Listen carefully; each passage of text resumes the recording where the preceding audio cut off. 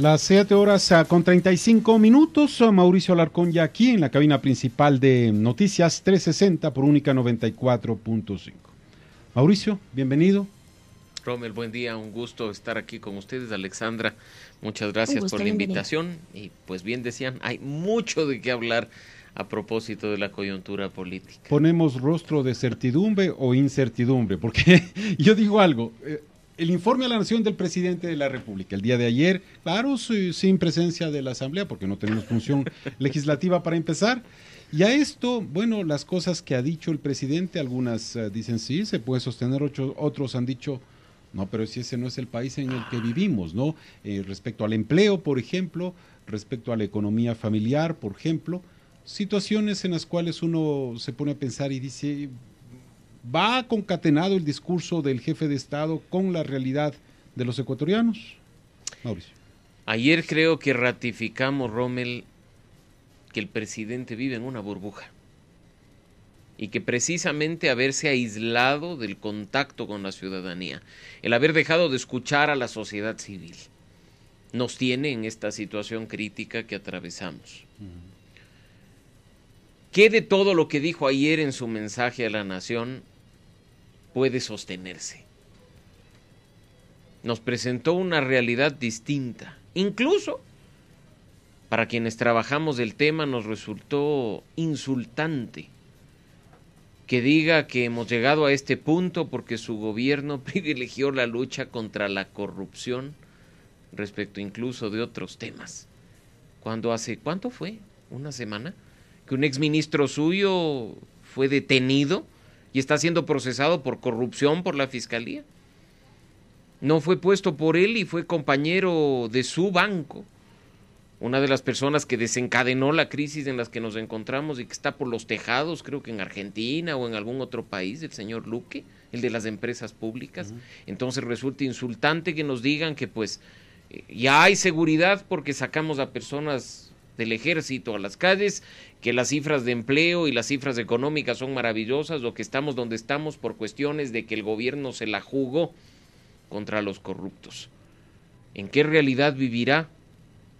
Lo único, diría yo, positivo del día de ayer es el tono del mensaje. Un mensaje de despedida. Un mensaje de decirle a los ecuatorianos, escojan al mejor y esperemos que eso no implique, por supuesto, después alguna reflexión personal que diga, no, he decidido postularme para que me ratifiquen a la presidencia, sino que como dejó entrever ayer, sin afirmación expresa, llegará el momento en el mes de octubre o noviembre en que sea reemplazado por quien gane las elecciones presidenciales de agosto. Solo acotar una cosa, Mauricio. Ayer, aquí en este espacio, el exministro José Serrano denunciaba dos actos de corrupción. El uno, 70 millones de dólares de perjuicio a los jubilados del sector eléctrico, y el otro, 13 millones de dólares en el manejo de una empresa de seguridad. Pidió que la fiscalía investigue y él dice que tiene toda la información al respecto. Eso de lo que se conoce. Y ojalá la fiscalía actúe, porque parte de la situación en la que está el país en este momento pasa por la impunidad, particularmente de los temas de corrupción, Rommel. ¿Cuántas cosas que se han denunciado durante los últimos 4 o 5 años han avanzado favorablemente para que se haga justicia? ¿Cuántos recursos de los ecuatorianos que se han perdido por corrupción han sido efectivamente recuperados por las instituciones? No nos decían, recordarás tú, que si se aprobaba la ley de recuperación, tendríamos acá casi que decenas de millones de dólares que ya los tenían identificados y que estaban fuera. ¿Qué ha pasado? Solo lo del ISPOL que mencionó ayer el presidente. Pero eso es un asunto particular del ISPOL, pues. 900 y pico millones, 300 y pico recuperados. Fondos de una institución, de sus beneficiarios, de las personas que han ahorrado y han puesto recursos de seguridad social de la policía. Es lo que se ha recuperado. Pero ¿y todo lo demás? ¿No nos decían que habían detectado en Panamá cuentas con millones de dólares de la corrupción de Petroecuador? ¿No nos decían que tenían detectado en Estados Unidos hasta lo del señor Pollitt, el excontralor? ¿Qué ha pasado? Entonces nos ven la cara y lamentablemente los que pagamos las consecuencias somos nosotros, porque cuando faltan recursos públicos para sostener la infraestructura estatal, deficiente o eficiente, cada uno la calificará, meten la mano en el bolsillo, nos clavan otra reforma tributaria y pues los que terminamos pagándola somos nosotros. Bueno, ya voy a lo de la reforma tributaria, solo quería destacar, si bien es cierto, hay este anuncio, esta representación del presidente de la República, pero no queda de lado la justicia también, Mauricio. Por supuesto. Liberar a gente que está condenada sin devolver $1 y después dicen, no, usted debe pagar, ya algún rato te pagará. Pero es que el problema es la institucionalidad en general. No perdamos de vista que acá no se puede señalar únicamente al Ejecutivo o únicamente al Legislativo. Si uno revisa las cifras de credibilidad y confianza de los ecuatorianos en las instituciones, terrible, pelean el último puesto las tres funciones del Estado: Ejecutivo, Legislativo y Judicial. Y no es pues porque los ecuatorianos somos malos o sobredemandantes del trabajo que deberían hacer, es porque somos realistas y vemos el trabajo que están haciendo. La justicia tiene su cuota de responsabilidad en lo que tenemos. ¿No se debería depurar la justicia cuando ya se han identificado jueces, fiscales, funcionarios judiciales prácticamente trabajando a sueldo no de los ecuatorianos, sino de los grupos criminales y del narcotráfico? Pero no. O sea, le suspendamos 2 meses para que se vaya también de vacaciones pagadas sin ningún problema, porque además los que le pagan están en otro lado. Y ya, listo, vuelve el juez y sigue haciendo exactamente lo mismo. No estamos solucionando los problemas de fondo. Es lo mismo que ocurre con el legislativo. Nos quejamos de un legislativo que durante 2 años ha hecho muy poco, decimos que su credibilidad y confianza no debería ni superar el 10%, pero muchos de ellos se van a repostular para completar el mandato y los estaremos votando con seguridad. Entonces la responsabilidad también la cargamos nosotros. Hay una responsabilidad afuera en las instituciones y en las autoridades, pero cuando hay poco que esperar de ellos, que solo piensan en sus intereses específicos, hay mucho que esperar de nosotros mismos, ¿no? Y creo que la elección intermedia y extraordinaria de agosto es una gran oportunidad para que nosotros mandemos un mensaje a quienes en este momento ya están diciendo que todo lo han hecho bien y te muestran su mejor sonrisa y te dicen que en Ecuador nada ha pasado. Una gran oportunidad de castigo en las urnas, Mauricio, por una parte, y por otra parte, pasemos a analizar lo voy a poner en términos, los perfiles de precandidatos, como tenemos Jan Topic, Yacu Pérez, no sé si... Fernando Villavicencio, ayer en la noche, claro, exasambleísta Daniel Noboa. También Daniel Noboa. Y seguirán saliendo. Muchos voluntarios dice que siempre salen en esta etapa, pero claro, bueno. Que se sacrifican por nosotros, eso nunca te olvides, porque ellos están dejando de lado. Ahí destaco el tono irónico suyo. Por supuesto, pero es que mira cuántos sacrificados hay, pues. Pero que el rato que llegan al poder, o que ya han llegado y lo han demostrado, dejan de sacrificarse por nosotros y pues empiezan a pensar solo en ellos mismos. Y ese es el punto. Yo escucho los mensajes que durante esta semana, a propósito de la disolución de la Asamblea, han lanzado los distintos precandidatos y viven casi en la burbuja del ego que le mató al presidente Lasso en su gestión. O sea, yo soy el qué, yo sé cómo hacerlo. En 1 año y medio, además. O sea, partamos de eso, Romel. ¿Cuánto tiempo va a tener el nuevo gobierno de transición? 1 año, 6 meses. No va a tener más. Ya el Consejo Nacional Electoral ha dicho que de haber una segunda vuelta, el nuevo presidente se estaría posicionando a finales de noviembre. Hasta el 24 de mayo de 2025 es 1 año y 6 meses. Y en 1 año y 6 meses, en pocas, nos están presentando el paraíso.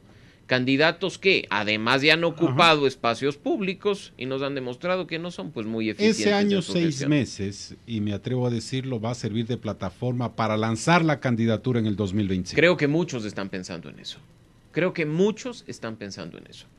Ver esto simplemente como un peldaño, tener a disposición los fondos del Estado para el autobombo de 1 año y medio y poder en 2025 decir ahora sí, me quedo 4 años. No nos olvidemos que, como manda la disposición de la Corte Constitucional, un dictamen que se hizo a propósito de la muerte cruzada, esto no cuenta para reelección alguna, ni antes de ni después de. Esto es un periodo extraordinario que no cuenta para nadie. Así es que quien en definitiva pueda ser electo en las elecciones de agosto y la segunda vuelta cuando corresponda de este año, prácticamente tendría 1 año y medio de gracia para hacer lo que le venga en gana y después postularse en el 25. Podría tener casi 10 años de gobierno si lo haría las cosas de manera correcta, ¿no? Exactamente eso. Porque tendrías 2 periodos de 4 años si lo haces bien y te reeliges en 2029, con ese 1 año y medio de gracia.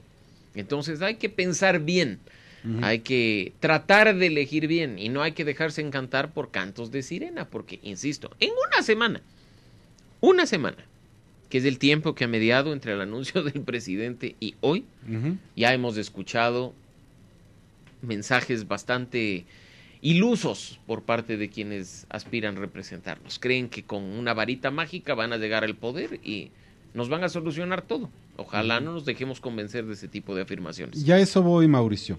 ¿Cuál viene a ser entonces los puntos que la ciudadanía, porque algunos han dicho, mira, lo del voto obligatorio que toca, pero mucha gente va porque tiene que cumplirlo. Sí. Y dice, ok, a mí no me interesa ya la política, ¿saben qué? Yo soy apolítico, dicen muchos, otros dicen, no, yo soy humanista, bueno, y cada quien... O todos son iguales. Ya, ok. Pero al final es esto. Yo voy y voto, digo, aquí está. ¿Por qué? Algunos dicen, no, hay que conocer el programa de gobierno.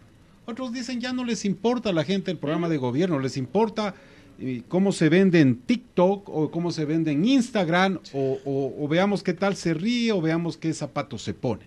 Entonces, ese es el impacto que tiene si tú dices, están chéveres los zapatos, voto por el señor. Entonces, claro, ¿caemos en lo mismo o no? Caemos en lo mismo, por eso es que no hay que nuevamente plantearnos el escenario perfecto, ¿no? Yo sí quisiera, por supuesto, que 18 millones de ecuatorianos, incluyendo los candidatos, comparen planes de gobierno, incluso hay candidatos que digan, vea, este señor es mejor que yo. Dejo de lado mis aspiraciones personales y vamos con él, pero no, hay que ser realista.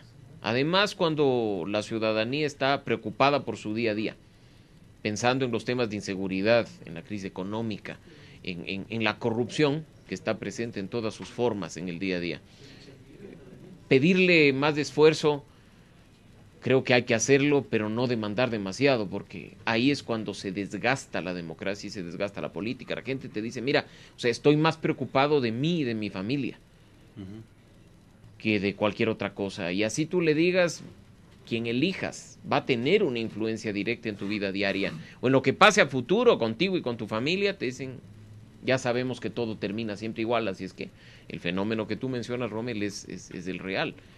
Por ello, creo que hay mínimos deseables y mínimos obligatorios, más allá del plan de gobierno. Los que tengamos tiempo, leamos y escojamos bien, pero principalmente diría yo que toda la ciudadanía conozca al menos los antecedentes de sus candidatos, para que no votemos por personas que ya estando en la gestión pública no han dado resultado. Las cifras no mienten. O personas que ya estando en la gestión pública están siendo investigados por la Fiscalía o por la Contraloría por mal uso de recursos públicos. Imagínate tú lo que fue para la Asamblea de 2021. Haber tenido personas que a medio camino tenían que irse de la Asamblea porque ya se ejecutoriaban sus sentencias. Y bueno, que venga la suplente. O haber tenido personas que en media gestión estén investigadas por sus propios compañeros y autodepurada la institución por denuncias de diezmos. Salvados también. Salvados por sus propios compañeros a pesar de las evidencias. Entonces, ese nivel de responsabilidad que es, yo diría, elemental al momento de elegir, sí lo podemos ejercer. No cuesta nada conocer los antecedentes de los candidatos cuando hay espacios como este. Hay trabajo de organizaciones como la que dirijo, en la que podemos decirle a usted, mire, esto es lo que ha hecho. No necesitamos usar adjetivos calificativos, no necesitamos decir esto es bueno o esto es malo, podemos presentar la trayectoria y decirle, mire, este es del candidato. Usted vea si le conviene o no y saque sus propias conclusiones. Creo que ese ejercicio es necesario en este momento, porque cuidado también, vaya a haber alguno que crea que este periodo de transición es llegar 1 año y medio, para colocar amigos en cargos clave y seguir haciendo lo que han hecho todos, sacar provecho propio. Ahora, Mauricio, si nos enfocamos un poco en lo más cercano, en la proxémica de la problemática con la ciudadanía, sin duda, la seguridad, querramos o no, todos estamos inmiscuidos y nos preocupa. Consciente, semiconsciente, lo digo en estos términos porque uno va, por ejemplo, manejando y va atento, para en un semáforo. Claro, de las motos que se le ponen al correcto, lado. Se pone al lado y uno ve. De las personas que caminan, no. Correcto, entonces está presente. Ese tema tiene que ser enfocado. Voy a toparlo. Sin embargo, yo sí creo que el tema del empleo, al topar el ámbito familiar, el bolsillo del jefa de familia, en el cual influye en todo, y la economía de momento del país. El presidente dijo que no, que bueno, hay ya una reactivación, se ha vendido bastante, pero estoy bien o estoy mal en mi apreciación, pero parece que todavía estamos en recesión, ¿no? Pero es que es evidente. Hay que salir a la calle y ver lo que está pasando. La gente no come macroeconomía, la gente no necesita que le digan que las arcas fiscales están bien o que estamos ordenando la deuda externa. Sin duda es importante. Pero el impacto en nuestro bolsillo, el que lo sufrimos todos los días, tiene una relación a largo plazo con esas cifras macroeconómicas que el presidente nos dice. Y mientras tanto, ¿qué? Es iluso decir que no hay una relación entre la inseguridad y la economía. ¿Cuántas actividades económicas están restringiéndose por el tema de la inseguridad? Solo pongámonos a pensar por un momento, aquí en Quito. ¿Cuántos restaurantes han decidido cerrar más temprano? Dejar de atender las noches por los temas de seguridad. Eso implica menos facturación. Claro, menos plazas de trabajo. Eso implica menos plazas de trabajo. ¿Qué pasa con el sector cultura? ¿Cuántas iniciativas de teatros pequeños que había aquí en Quito y que empezaron a reactivarse ligeramente después de la pandemia, nuevamente han vuelto a cerrar? ¿Por qué? Porque la gente no está saliendo en las noches, porque no sabe si parquea el auto, sale y no lo encuentra, no sabe si en el camino entre el parqueadero y el teatro le asaltan y le roban. ¿Cuántas actividades incluso en ese sentido que están previstas de hacerse en la noche se están haciendo más temprano, con el impacto económico que eso trae? Porque mucha gente no trabaja hasta las 4 de la tarde, trabaja hasta las 5, 6, 7 de la noche y ya se le cruzó la actividad y ya no fue. Entonces, hay una relación directa. Creer que no hay un impacto económico producto de la inseguridad es iluso. En buena hora, pues que la macroeconomía se esté ordenando. Ahora veremos qué hace el que viene al respecto. Pero el impacto de la buena macroeconomía no la vamos a vivir mañana los ecuatorianos como por arte de magia. Peor aún, si hay otros elementos que hay que considerar, como la inseguridad, como la corrupción, que nos están afectando de manera directa. Mauricio, yo quería mencionar porque se me vino una frase que alguien me dijo, ¿no? Un conocido: ¿cómo vas? Hola, ¿cómo te va? Y claro, en esa conversación uno se pregunta y dice, pero ¿y la situación económica? Hermano, yo vivo al susto, me dijo. Y le digo, pero ¿qué es vivir al susto? Al día a día, porque hoy tengo, mañana no sé si tenga, y esa inestabilidad hace que tú no puedas hacer no voy a hacer un plan a largo plazo, un plan al futuro cercano para poder ver si inviertes, te compras algo, dejas, y eso hace que la economía no se dinamice. Ahí está la relación nuevamente de alguna cuestión que se le presenta a la persona y que hace que la economía no fluya. Nos dicen que la gente está gastando, sería bueno saber en qué está gastando. Sería bueno preguntarle además al negocio que está cerrado y que ya no abre, ¿por qué cerró? Si dicen que la gente está comprando más. Probablemente las necesidades básicas se siguen atendiendo. La gente necesita comer, necesita vestirse, los niños necesitan educarse. Y esos son los sectores que se mantienen económicamente activos, pero hay otros tantos que están siendo afectados. Claro, si nosotros vamos en este momento y le entrevistamos, no sé, al presidente de las asociaciones de venta de autos en el país, nos va a decir, qué bestia, nunca mejor que en este año porque hemos vendido más unidades, en buena hora por eso. Pero ese es un sector económico. Y además la compra de vehículos es un asunto que lo activa un sector específico de la población. Entonces no se puede ver la economía tampoco de manera tan aislada para proclamar victorias que en la calle se sienten no lo son. Por ello, además, es que no hay que dejarnos convencer, y retomo, Rommel, el tema electoral. de aquellos que te dicen que todo se soluciona como por arte de magia o que van a enfocar todos sus esfuerzos en un tema en específico. Lamentablemente dejamos que los problemas en este país avancen de una forma brutal y por lo tanto la salida tiene que ser integral, incorporando a todos los actores posibles de todos los sectores del país y por supuesto permanente. No hoy firmo un decreto y ya se arregló todo, no, son acciones incluso de política pública que en este país ha estado ausente, creo yo, durante décadas. Estos 6 meses que tiene el presidente de la República para gobernar a través de decreto ley, pueda que él deje, como decimos comúnmente, deje haciendo el favor para que el que venga tenga una plataforma de gobernabilidad, por ejemplo, dependiendo de los resultados, pues, ¿no? Porque acá escogemos un presidente y le ponemos la legislatura toda en contra, entonces o le ponemos cadena por una parte o por otra parte dice, bueno, no sabía que él iba a ser finalista, ¿no? No, y pasa, y eso es parte del juego de la política, pero es resultado de la improvisación, de la falta de políticas públicas, de la falta de políticas estatales y de pensar esto en función de las instituciones. Y esto que suena en lenguaje difícil es súper simple. Significa pensar en función de país. Llega un presidente, no importa su bandera política, claro, sabemos su ideología, sabemos su plan de gobierno, pero trabaja para los 18 millones de ecuatorianos. Llega una asamblea, sí, sabemos que hay bloques, sabemos que hay diferencias ideológicas entre los distintos bloques y bancadas, pero están ahí representando a los 18 millones de ecuatorianos. Trabajan por el país, no por sus intereses particulares. El que llega al poder y dice, el que estaba atrás mío no hizo nada, o todo lo que hizo lo hizo mal, empecemos de cero, está afectando al país entero.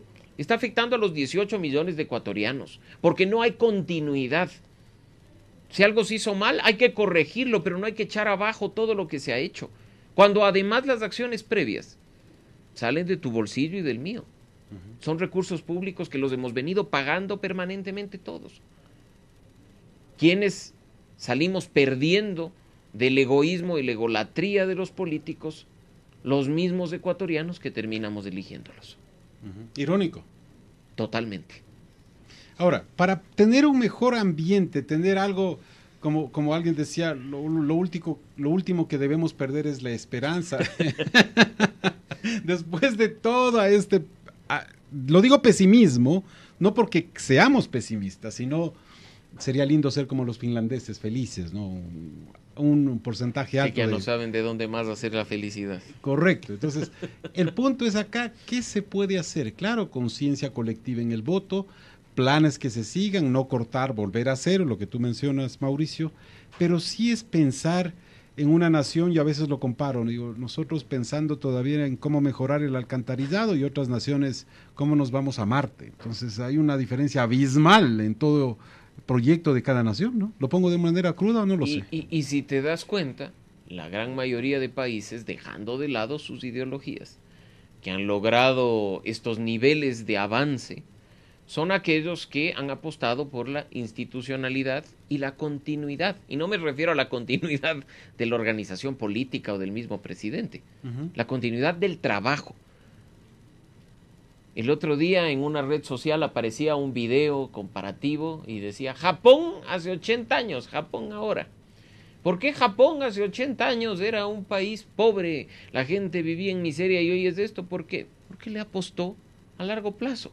Le apostó a la institucionalidad, se establecieron acuerdos mínimos, incluyendo a la ciudadanía, para trabajar juntos las distintas áreas, porque los políticos tienen diferencias, pero saben que hay un interés superior que el de ellos, el interés del país. Y esto ha pasado en la gran mayoría de países. Hay una, para hablar cuestiones que son ya de ciencia política, hay una relación directa, si revisas tú los índices que se publican todos los años, entre los países con mejores niveles de Estado de Derecho e institucionalidad y el desarrollo. Claro. Entre mejores índices de Estado de Derecho y de institucionalidad y lucha contra la corrupción. Entonces, extrañamente, un índice te dice, Ecuador ha caído 10 puestos en respeto a la Constitución y a la ley, y ha caído 10 puestos en lucha contra la corrupción, y ha caído 20 puestos en desarrollo, porque hay una reacción directa. Acción, reacción. Por eso es que acá hay que apostarle a mucho más que la coyuntura. Es cierto que es necesario que las autoridades y los ecuatorianos de manera conjunta pensemos en soluciones y salidas para lo que nos está pasando en este momento, pero que no dejemos jamás de lado lo que implica una apuesta a mediano y largo plazo, donde probablemente los resultados no los veamos nosotros, y sea así como Japón hace 80 años, y sean nuestros nietos los que terminen diciendo, hace 80 años Ecuador le apostó por. Tremendo objetivo. Ahí está la esperanza que nunca se pierde. Ojalá copien ese mensaje los candidatos. Las 8 horas en punto en Noticias 360 por Única 94.5, y este mensaje pesimista y a la vez alentador, pero real diríamos, de Mauricio Alarcón, director ejecutivo de la Fundación Ciudadana y Desarrollo. Gracias, Mauricio, por haber participado. Muchísimas gracias, Rommel, muchas gracias, Alexandra, y pues aquí a la orden siempre. Perfecto, listo, gracias. 8 horas, 1 minuto.